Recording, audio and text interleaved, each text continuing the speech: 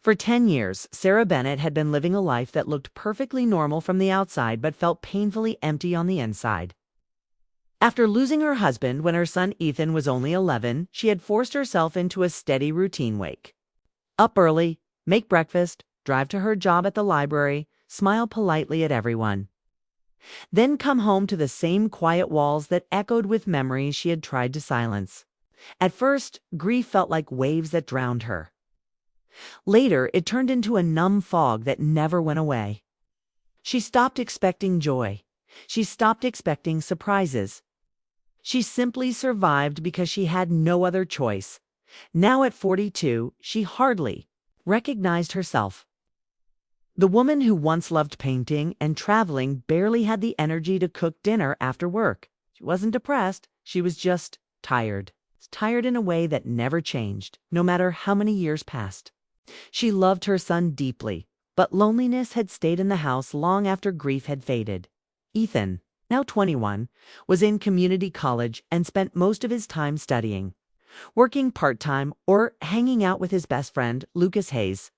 Lucas had been in and out of their home for years. Fall-smokin', always respectful, he was the kind of young man mothers trusted, kind-hearted, calm, and dependable. Sarah saw him the same way she saw many of Ethan's friends. It's just another young face passing by.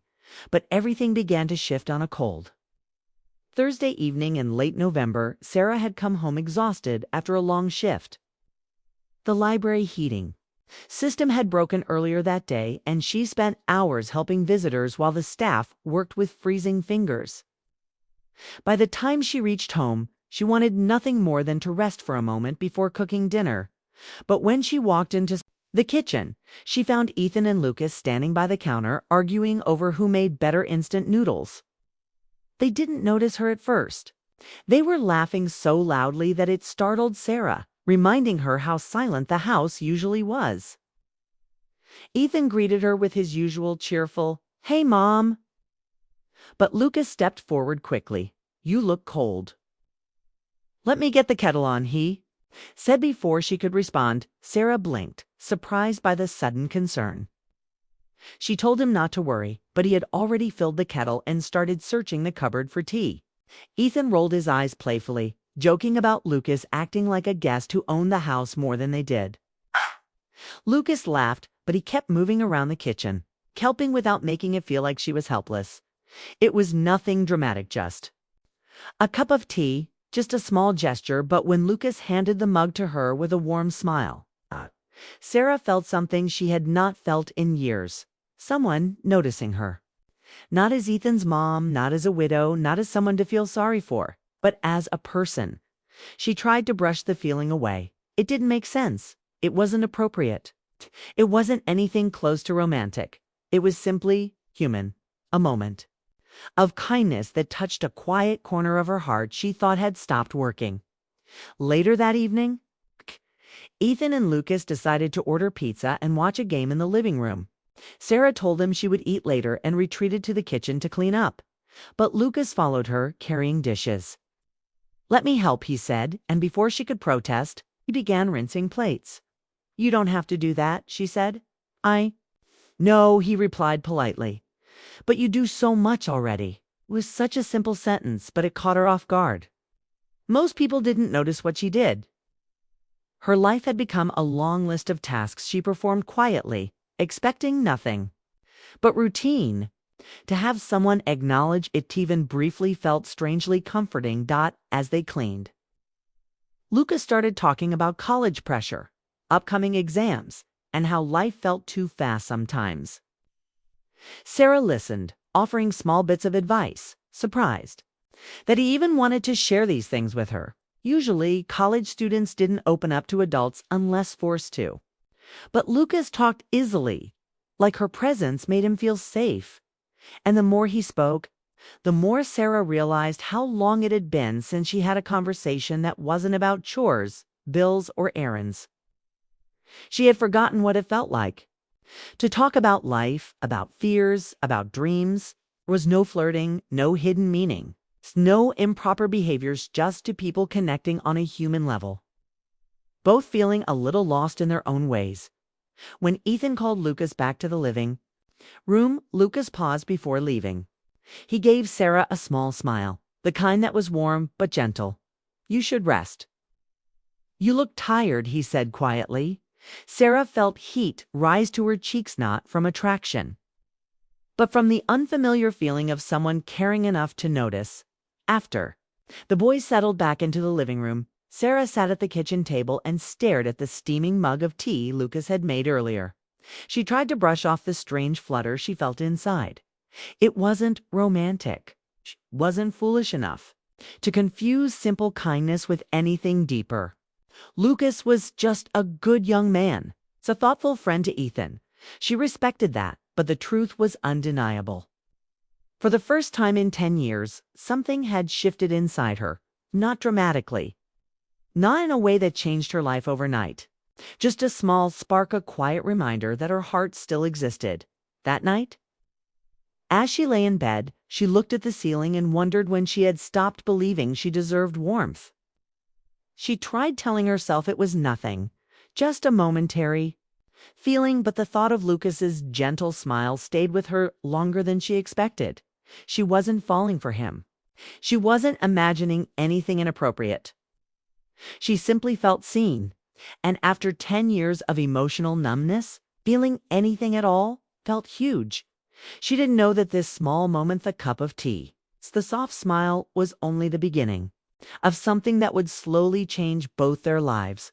She didn't know that kindness could open doors she thought had rusted shut forever. And she certainly didn't know that Lucas, quietly and unknowingly, had just awakened a part of her heart she believed she had buried for good. In the days after that quiet evening in the kitchen, Sarah tried to push the strange warmth she felt out of her mind. Life moved quickly. She woke early, went to work, handled errands, and tried to keep things steady.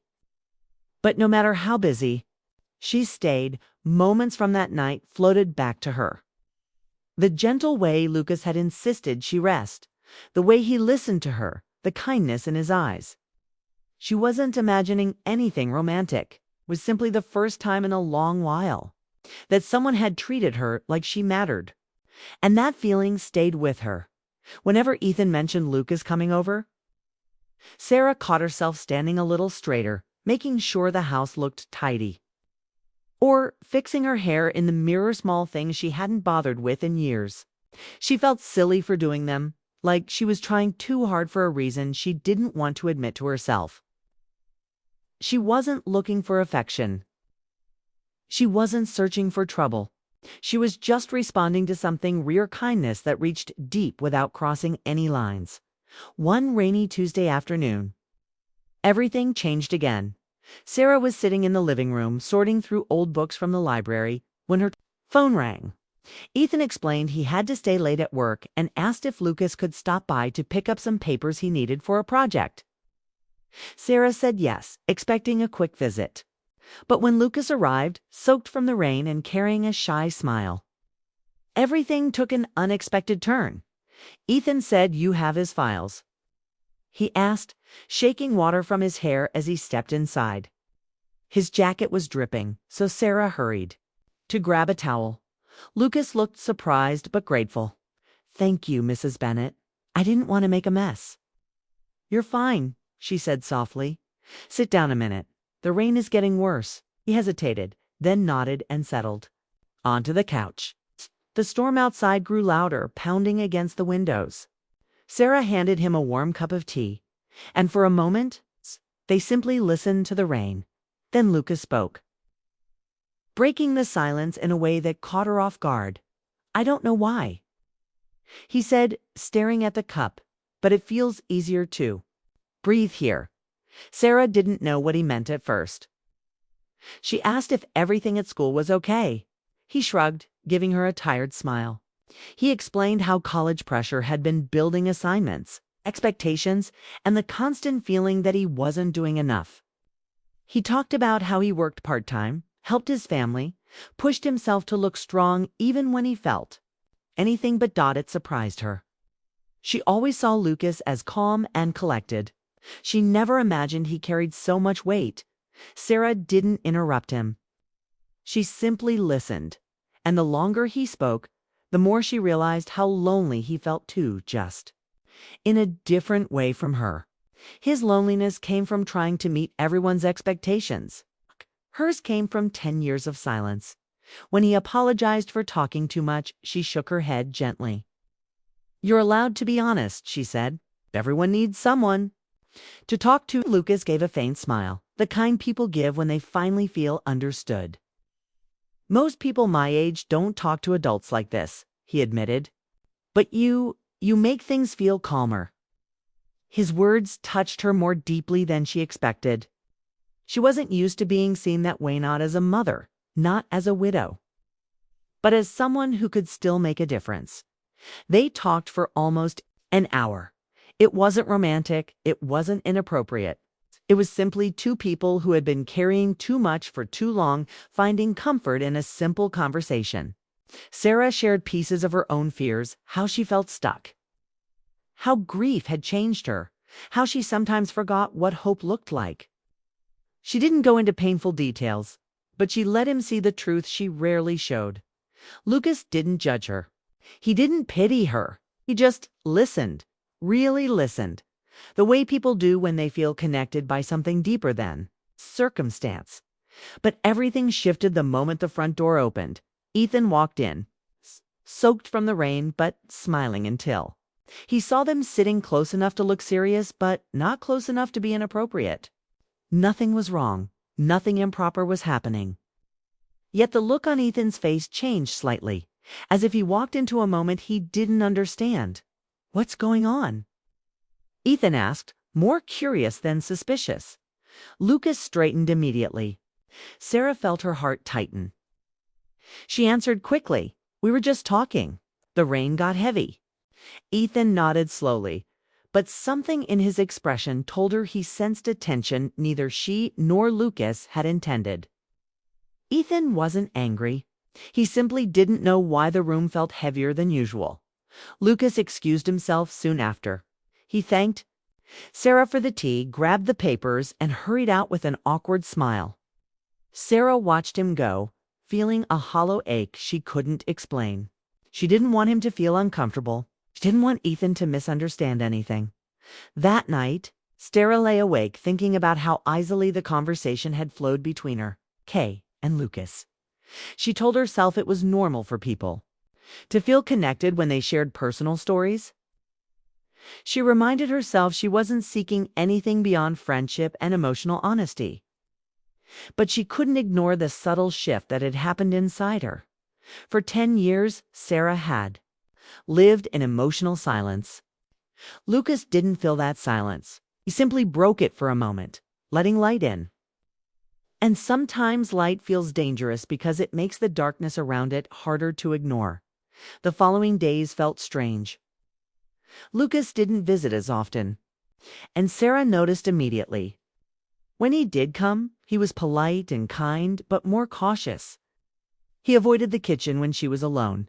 He sat farther away in the living room. He spoke less. He smiled less, not because he was upset, but because he seemed unsure.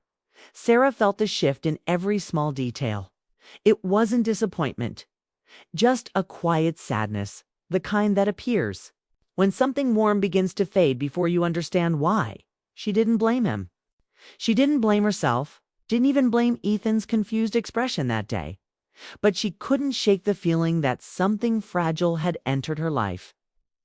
Something that could easily disappear if she didn't acknowledge it. Soon, Sarah didn't want anything improper. But she also didn't want to lose the one thing that had made her feel alive again after 10 long years. The quiet, unexpected connection that came from simple kindness and honest conversation. She didn't know if Lucas felt the same. She didn't know if she even had the right to wonder. But she knew this much: something had awakened in her heart. And ignoring it wouldn't make it go away. And deep down she sensed that Lucas was feeling the same uncertainty from the other. Sigh. Their story had just begun to shift, even if neither of them knew where it was heading. The days after Ethan walked in on that quiet conversation felt heavier than Sarah expected. Nothing wrong had happened, not even close. But the air inside the house changed in a way she couldn't quite explain. Lucas became distant. Ethan became observant. And Sarah felt caught between two people she cared for, unsure how to move without shifting the balance even more. Lucas didn't stop visiting completely. But when he did come, he acted like the walls around him were higher. He didn't hover in the kitchen anymore.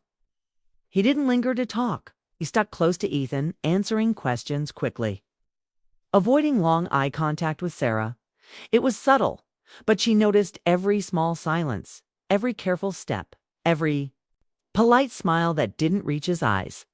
One evening, after a week of this distance, Sarah was in the living room sorting old mail when Ethan walked in and stood in front of her. His arms were crossed and he looked unsure, almost nervous. "Mom," he said slowly, "can I ask you something?" Sarah looked up, instantly sensing what this was about. Of course. He sat across from her, leaning forward. "You've been quiet lately? Not your usual quiet, different quiet? And you and Lucas, I don't know, something seems off." Her heart pressed painfully against her chest. Ethan wasn't angry. His voice held no suspicion, only concern. But she couldn't tell him what she didn't fully understand herself. She forced a gentle smile. "Nothing's wrong, really." Ethan frowned. "Mom, I know you. When something bothers you, you say nothing and pretend you're fine. You've done that for years." The honesty of his words cut deeper than she expected. He continued softly, "You don't have to do that with me." Sarah swallowed hard. She hated lying to him, but she also knew the truth would only confuse him more. She wasn't in love with Lucas. She wasn't trying to create anything inappropriate. She simply felt something warm that she hadn't felt. In a decade connection, understanding, and a sense of being seen. But how could she explain that without making everything worse? So she said, "It's nothing you need to worry about. I just have a lot on my mind." Ethan nodded slowly, not fully convinced. But he didn't push further. He just squeezed her hand gently before heading to his room. The moment he walked away, Sarah let out a deep breath she'd been holding all week. Later that night, Lucas texted Ethan asking if they could meet early the next morning to study. When Ethan read the message out loud, Sarah felt a sudden twist in her chest. She missed the ease of talking to Lucas, the warmth he used to bring into the house. It wasn't romantic longing. It was the loss of a genuine connection she had come to depend on without realizing it. The next afternoon, Lucas came over to pick up something he had left the day before.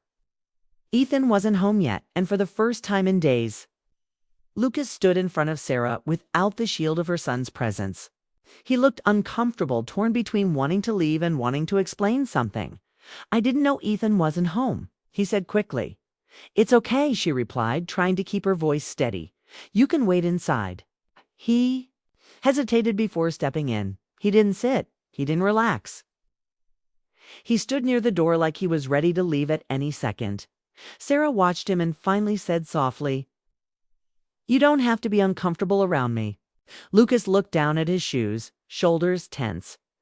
I don't want to make anything weird. I don't want Ethan thinking something that isn't true." Her heart tightened. "Nothing is happening. I know," he said quickly. "Know that, but I feel like I crossed some invisible line. I talked too much.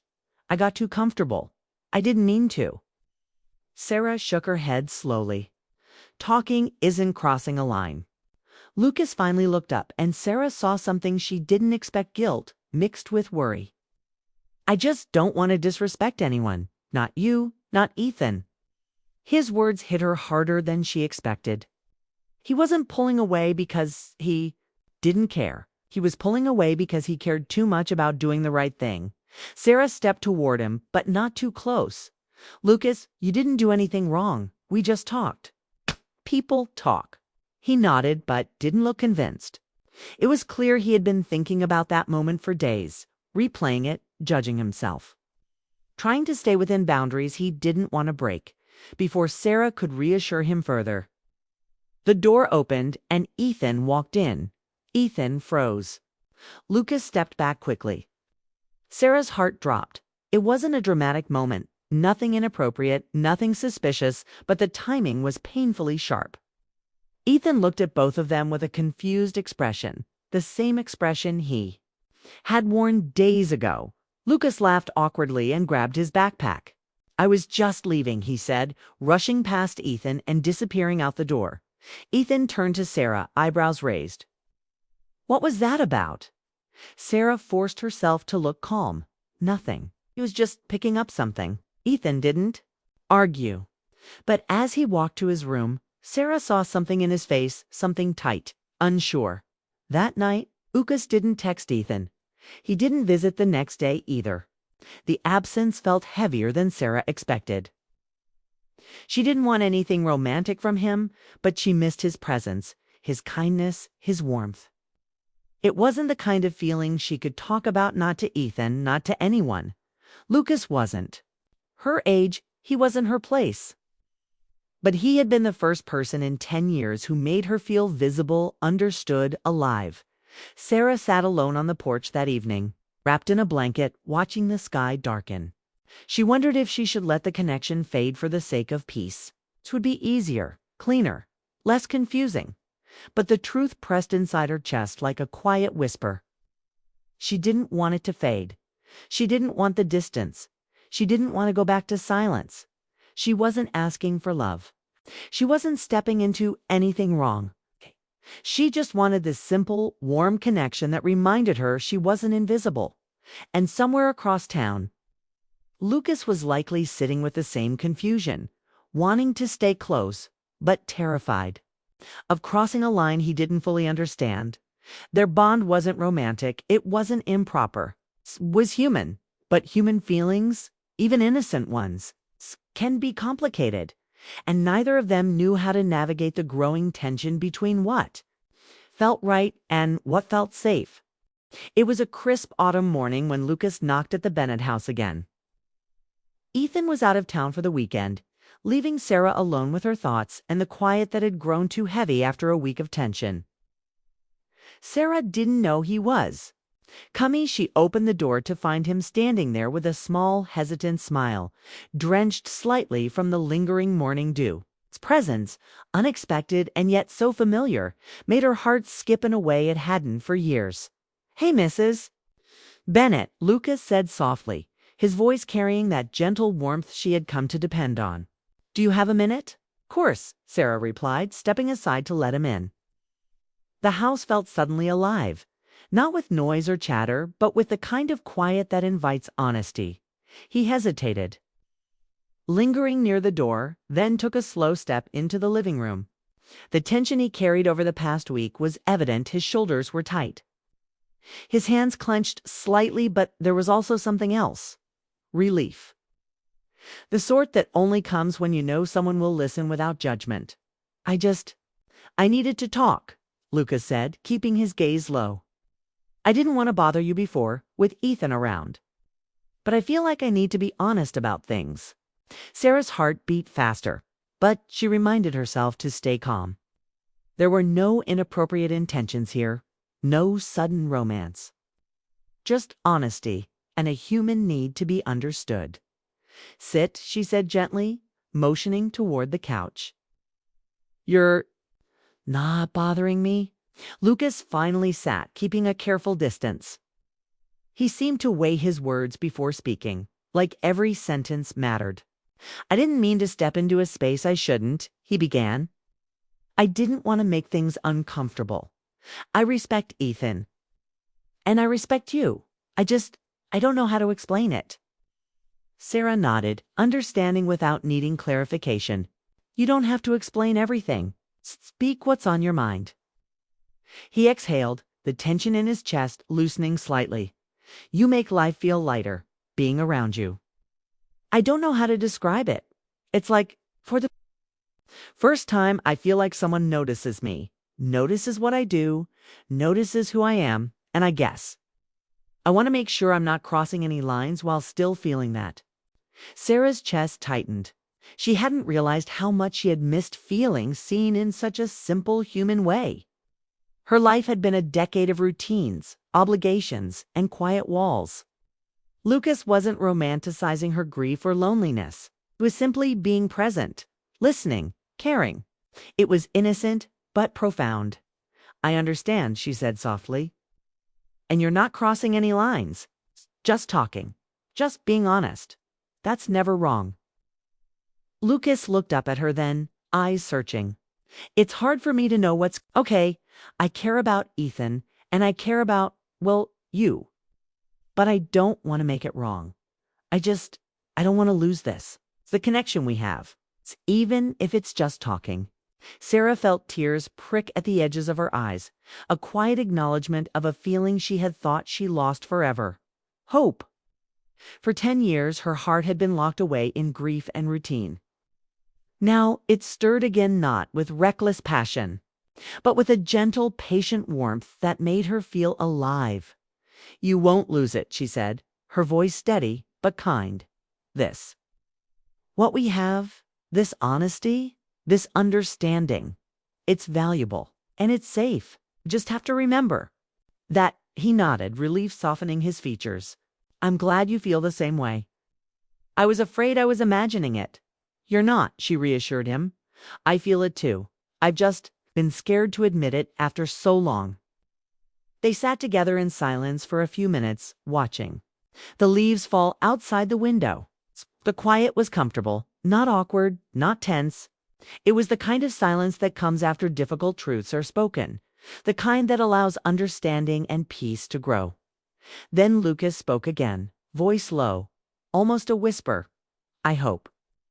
Whatever this is, whatever it becomes, it continues to help us both, not just today, not just now, but as we move forward." Sarah smiled gently, her hands wrapped around her mug of tea. "It already does," she admitted. "Just knowing someone cares, someone listens, it matters more than you know." Lucas returned the smile, the kind of smile that carried gratitude, respect, and something tender that didn't need to be named. It wasn't love in the way most stories tell it. It was trust. It was respect. It was connection, the kind that rebuilds a heart thought broken. They continued talking for hours, sharing stories from the past, hopes for the future, and small, seemingly insignificant observations that somehow mattered deeply. The storm outside had passed, leaving a calm that mirrored the quiet understanding growing between them. They weren't in love, not yet, and perhaps not ever in the way novels describe. But what they had was rare, a safe space to feel human again.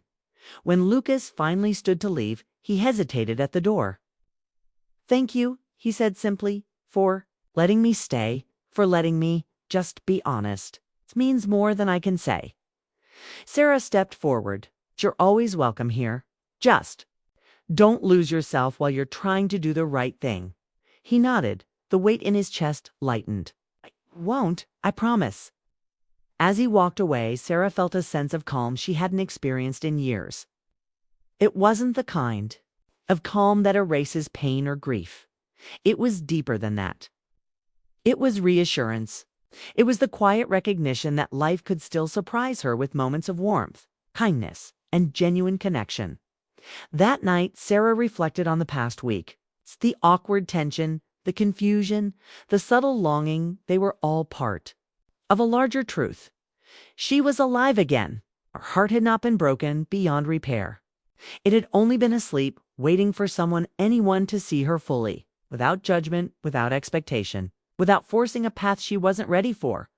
Lucas hadn't solved her loneliness. He hadn't erased the past 10 years of grief. But he reminded her that she could feel again. That warmth could exist in ordinary human acts. That hope could bloom quietly, like leaves turning gold in autumn. For the first time in a long time, Sarah felt she could face the days ahead without fear. Not because life had suddenly become perfect, but because she had been reminded that connection, understanding, and empathy mattered more than solitude and routine. And somewhere out there, Lucas probably felt the same. Hadn't crossed lines. He hadn't betrayed Ethan, and he hadn't confused boundaries with emotion. He simply allowed himself to be honest, human, and caring, and in doing so, he created a bond that changed both of their lives. Sarah knew this wasn't the end of anything. It was the beginning of a new chapter, one built on trust, respect, and quiet, meaningful moments that mattered more than grand gestures. It was proof that life didn't end after heartbreak, didn't end after loss. It didn't end after 10 years of routine and loneliness sometimes. It only needed someone willing to notice, willing to care, willing to share the small, significant moments that remind us we are alive. And in that autumn afternoon, with the sun casting golden light through the windows, Sarah realized that feeling alive again wasn't about passion or drama or romantic love. It was about the quiet, unwavering presence of someone who sees you, someone who listens, someone who makes the world feel less heavy, if only for a moment. Lucas had done that, and in doing so, he had given her more than friendship. He had given her hope, and as Sarah watched him disappear down the street, she smiled softly, knowing that this moment, the honesty, the care, the gentle connection would stay with her forever. The heart, she realized, could awaken again. And sometimes, the person who helps you feel alive isn't a lover or a savior. It's someone who quietly reminds you that you still matter,